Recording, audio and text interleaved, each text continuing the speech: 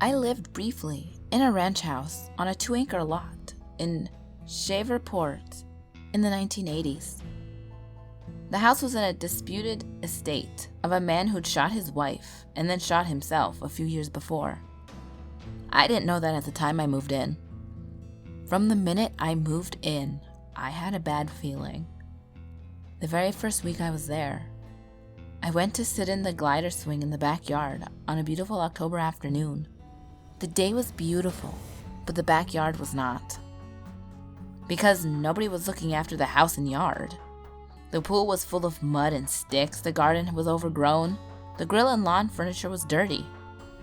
I had an overpowering feeling of being watched. So much so that I remember looking around to see if anyone was standing in another part of the yard looking at me. I finally grabbed my keys and left in my car. I kept the keys with me constantly, all the time I lived there, as that feeling would overwhelm me often. Lights flickered, floors creaked, and when I was in the bathtub, I could swear I heard a man and woman arguing in the room on the other side of the tub. I found out later that was where the murder-suicide occurred. This house had been remodeled so many times over the years that windows looked into other rooms and doors opened to a brick wall, giving it an even stranger atmosphere. Since I was so creeped out by most of the house, I didn't even go in any rooms, but the ones in the front, my bedroom, bathroom, living room, and kitchen. One day, my roommate came home and told me in a testy voice if I needed something from the garage, she should be the one to get it for me. I told her I didn't even know how to get into the garage, which was true. She was surprised. She told me the garage was a mess. All of my moving boxes had been pulled off the shelves and were all over the floor. She went to school and worked late nights, and I worked days, so we didn't talk much. However, before she told me about the garage, I was already wondering what was going on in there. Since I could hardly sleep due to the things that went on at night, I often saw her car drive up at 3 a.m. when she came home. One night, after she'd gone to bed, I heard her scream.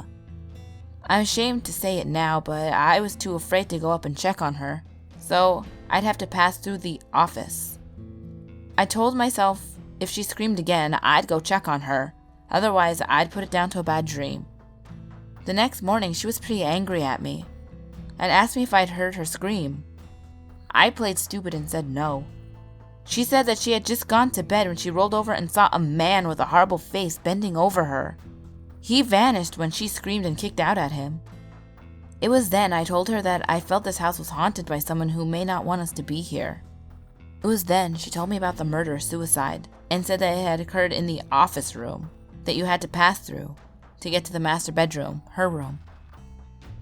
We tried to get more information about her murder, who had known the family, but she was a fundamentalist Christian and got angry at us for even talking about ghosts. So we didn't discuss it much after that. However, the lights blinking and floor creaking continued. And when I'd occasionally muster up the courage to close the door to the office room, it would be open again when I passed by it later. In addition, the hallway to that room was freezing cold, as was my bedroom. I wore gloves and a coat inside the house when I had to spend time there. It was a cold winter, that was true, but the rest of the house was never as cold as my room in the hallway. I was alone in the house late one night, and I heard keys jingling in the front door like someone was trying to get in. My roommate's dog was with me, and he went nuts, running to the door and barking. I was fed up by then, so I marched to the door and flung it open and yelled, "Where are you?" There was no one there. It was at least 1/8 of a mile from the porch to the road, and the driveway was in plain sight, and there was no cars coming or going, and the yard was knee-deep in leaves, so if anyone had been running through the yard, I would have heard the crunching of the leaves. There was nothing, just quiet. I called the police, who told me I was out of their jurisdiction and to call the sheriff's office. So I called them, and they told me just the opposite. So it's probably a good thing there was no one there. After that, I put in for a job transfer as fast as I could and left after only 4 months in that house. I don't think I slept more than 2 hours a night the entire time I was there. There was one more thing I always wondered about, and have tried to find information about it on other paranormal sites. About a month after I moved there, a small red light about the size of a pencil eraser started appearing on the wall across from my bed. It would appear around 9 p.m. and disappear at the first light of dawn. I thought it was light reflecting from the road at first, and I tried several things with the curtains and putting things in front of the window, but it never affected the size or intensity of the light. But when I put my hand over it, it vanished. But there was also no reflection from anywhere on my hand. After a while, it began to creep me out, so I just turned away from it when it appeared. I would say it was an orb, but it never seemed to move. If anyone has experienced or heard what this is, I would appreciate knowing about it. Thanks. This is a true story about my visit to the Myrtles. Some of you may have heard of it in the Ghost Diary books, and those are what had inspired me to go to the Myrtles. These books are in fact true and available on Kindle Fire and Nook. Okay, so I was 15 when I first went to the Myrtles. I'm 17 now, and hypersensitive to spirits. Now, most of you wouldn't believe me if I told you, but the Myrtles can actually be very dangerous. My first encounter was as soon as we pulled up the drive. I had started to become very uncomfortable and timid. As my family and I walked up to the doors, something heavy fell on my chest, and I found it hard to step inside. It looked exactly like the book had said. I saw the staircase, the back veranda. I even stayed in the peach room. It was just my cousins, my aunt, and I staying there, so we easily fit into the one bed together. We stayed for about a week or two, and I will say I loved every minute of it.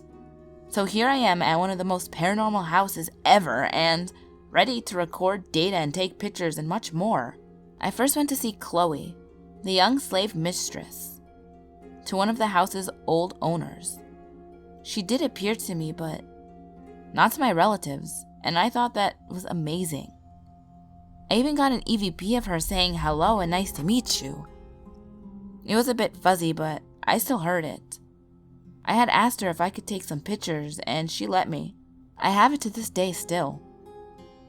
The next thing I got to see was the stairwell spirit.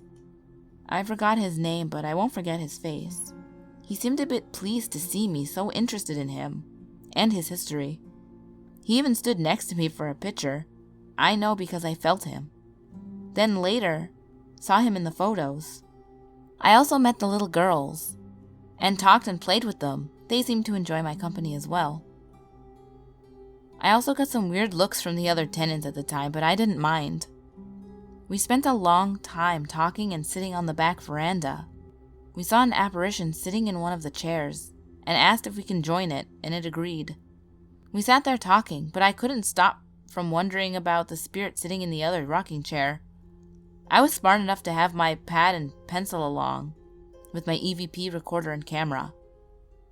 I started by asking if it was okay to ask some questions, and it agreed. I got a few responses, and I even sketched the figure I first saw, as well as I could, then asked if we could take some pictures. But it had disappeared. I was a bit disappointed, but my sketch was pretty good. One night while we were in the peach room, I slept in the middle of my family, and my little cousin slept on the other side of me. Then it was my other cousin, who was a month older than me, on the outside, and my aunt on the outside as well.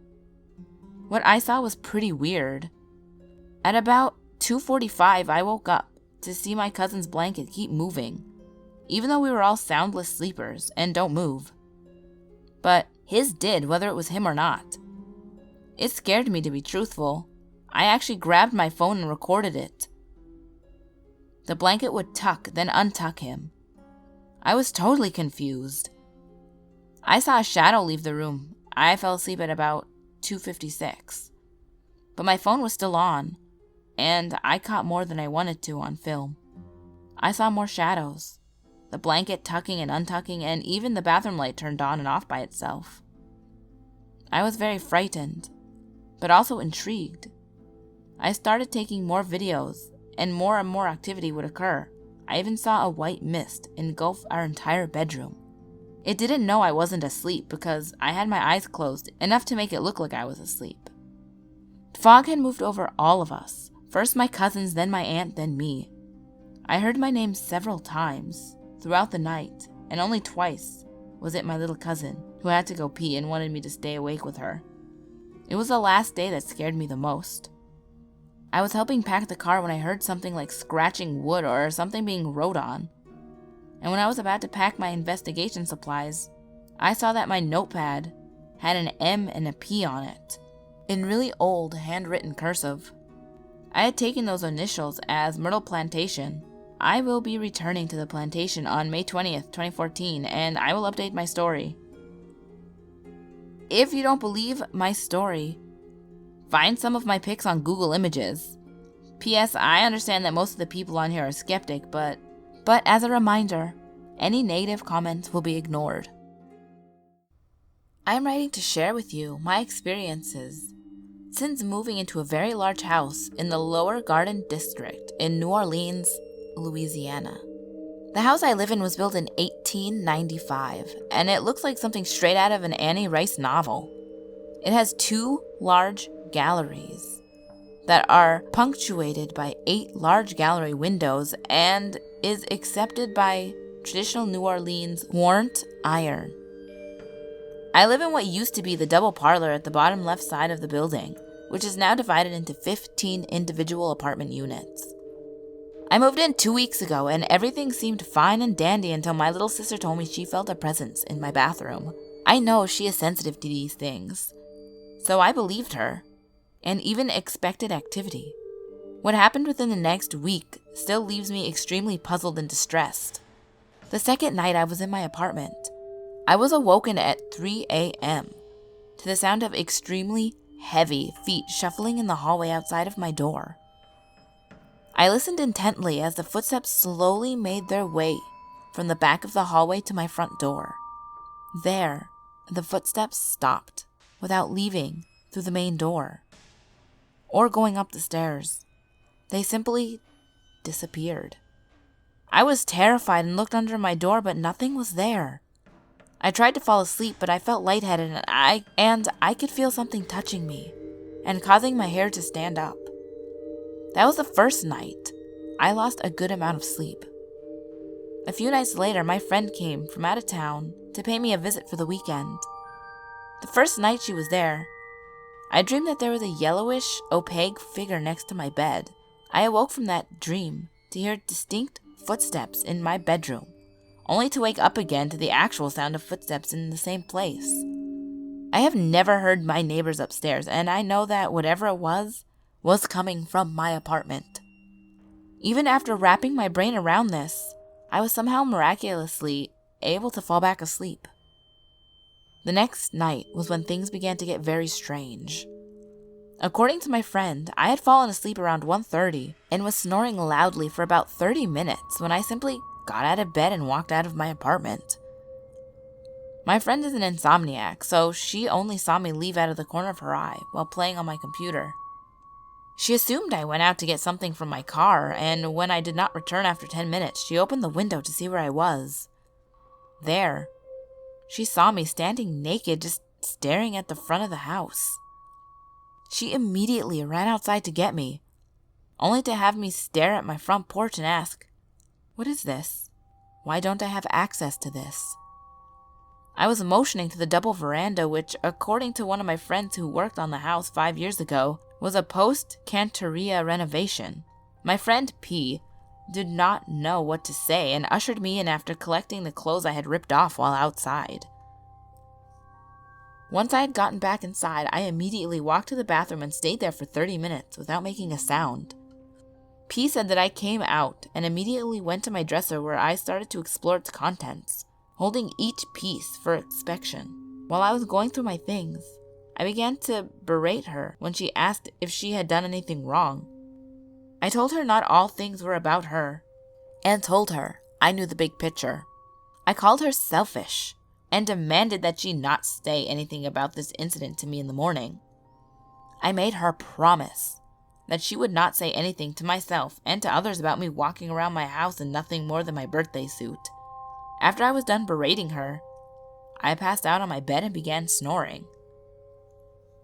I have no recollection of this event, and my friend was truly distressed about the incident and waited until the end of the next day to bring it up. I am never mean to my friends, nor do I have a history of sleepwalking. My thoughts immediately went to possession, but I am wary to diagnose the cause so soon. Since that incident, I have witnessed 2 orbs in my house and smelled a very strong perfume scent in my bathroom when there are no vents, and I do not wear scents, and my 2 cats will randomly wail at dark rooms. I have not slept in a week, and I am at my wit's end. Just last night, I decided to acknowledge its existence and even offer some libations.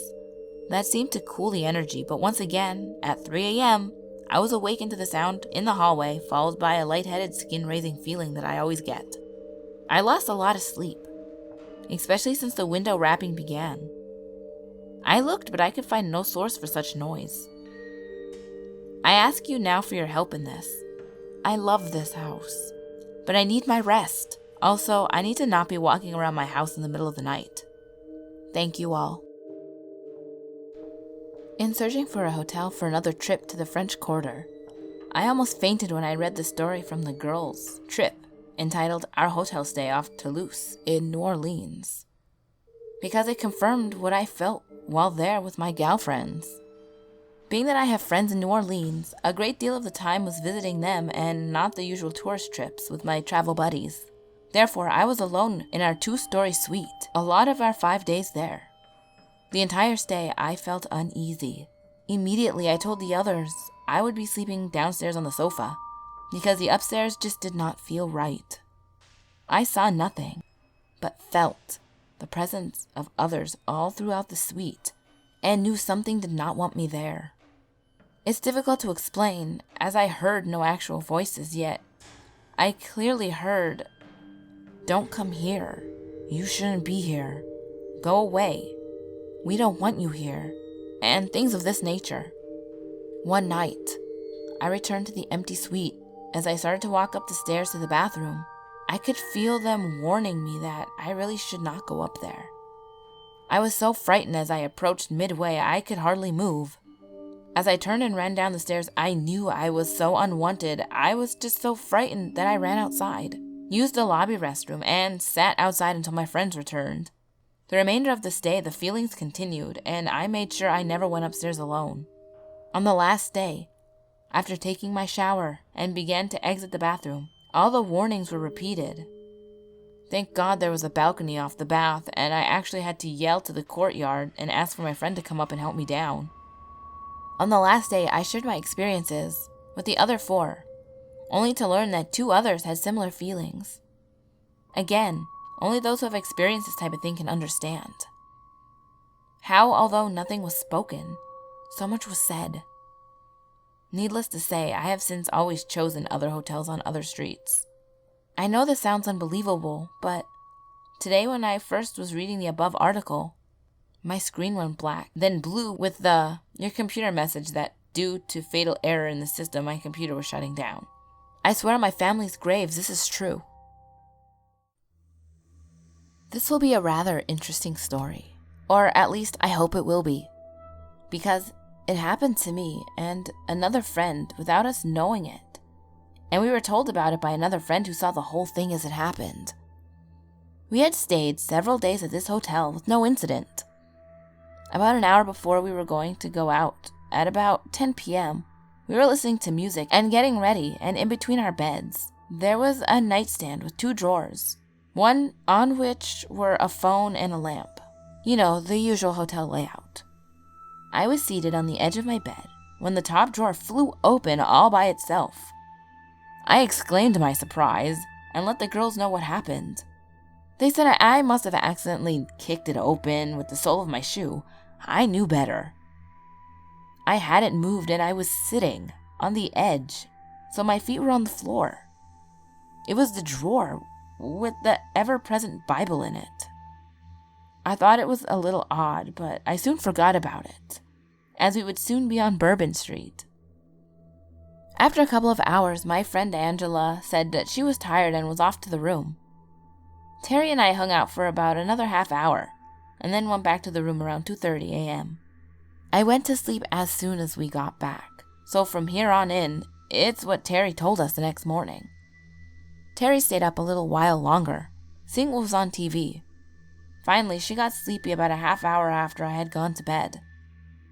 She turned off the television and left the room in darkness. We had the heater on because that weekend was cold, and I mean cold, including our room.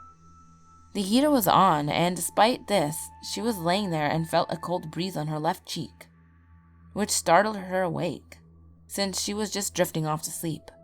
So she laid there and felt it again, like a breath, but cold. She said it was ice cold. She started to get this eerie feeling, got spooked out and turned on the lamp between the beds. She did this with none of us waking up. She said about 10 minutes after that, Angela, who was on her left side, started to kick, to kind of writhe in bed, and that her hands were moving in the scary finger-tapping, flexing motion, and appeared to look like they were clawing at something. This was also accompanied by labored breathing and almost choking. Terry was freaked out and tried to wake her up. She didn't wake her, but stopped the behavior. No sooner had she stopped writhing, clawing, and gasping for air, to Terry's right, I started. I was, according to her, almost struggling, my hands doing the same clawing motions and same labored choking breathing. Terry saw me do this for several minutes, and then I suddenly stopped and seemed to sleep peacefully. No sooner had I stopped than Angela started with the same odd behavior again. She said this went on and off all night, like taking turns. She was so scared that she didn't even sleep. She had to turn on the TV. In fact, we did find in the morning when I woke up that the TV was on, as well as all the lights. We had a lot of trouble getting her up and going. Mind you, it was checkout day. She said that she wanted to tell us something, but she was going to wait until we were away and out of the room. What I'm telling you is what she told me at the airport. Anyway, we all think it was pretty odd. What do you think? Oh, and I know what you're thinking, Bourbon Street. I promise you, since it was last night and we had checkout the next morning, we purposely did not get loaded, so alcohol was not a factor in this at all. Ghouls. Louisiana is hella haunted. Holy crap. There were so many stories for me to go through, and they were like all good. Would you go to Louisiana? Would you sleep in a haunted hotel in New Orleans? Let me know in the comments. That's going to be the secret question instead of a secret word, because I'm running out of words. Also, at the end of this, past the end slate portion of this video, I'm going to play an EVP that I got recording the last story. And you can hear it very well with headphones, so put your headphones on. But I heard it and I was like, that's not me. So I'll let you guys listen to it. So yeah, let me know what you ghouls think about that in the comments too. But as always, my last video will be on the top left, my next video will be on the bottom left. All my social medias are on the screen as well as in the description box below. And remember, there's always someone or something watching you. I know.